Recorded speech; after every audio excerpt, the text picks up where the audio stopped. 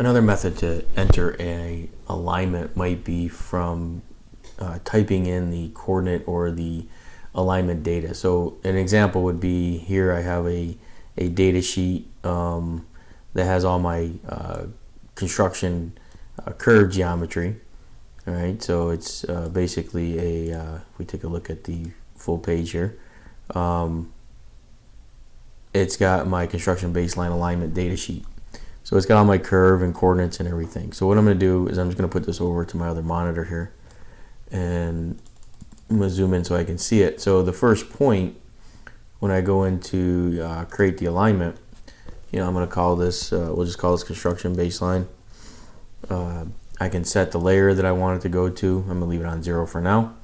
And then I can choose how I want this. Now the geometry that I have is I have the PI Northing and Eastings, and I have the curve geometry. So I'm going to do an inscribed curves at the PI. That's going to be the type.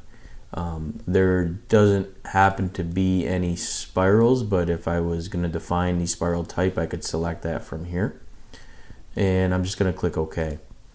So what it's going to do now is I'm going to get a tool here that I can enter in the data. So my point of beginning is going to be at a station. So the station that I'm pulling from the plans is 127.24.00.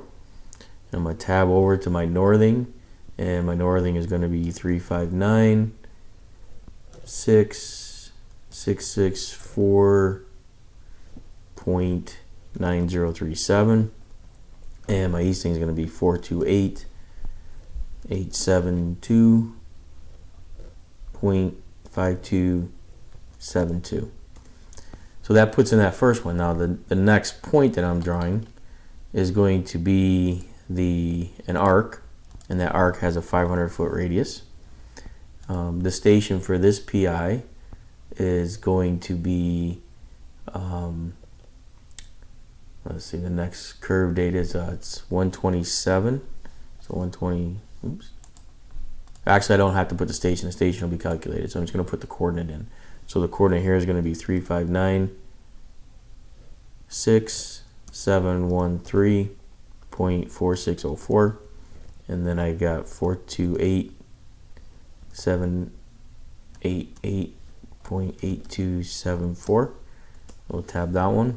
And then we'll put the next one, which is again another curve, and this curve is going to have a radius of 300. So we'll do 300 for this one.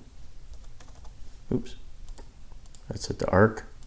If we were putting in a spiral, we would select spiral. So this one's going to be let's see, we got 3596887.